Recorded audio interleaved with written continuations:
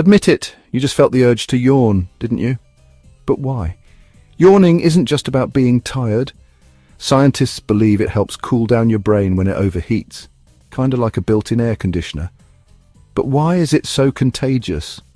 Turns out, it's linked to empathy. Studies show that we're more likely to catch a yawn from close friends and family because our brains are wired to connect with them. And get this, some animals, like dogs, yawn when their owners do. So if your dog yawns after you, they might just be bonding with you. So did you yawn while watching this? Be honest. Let me know in the comments.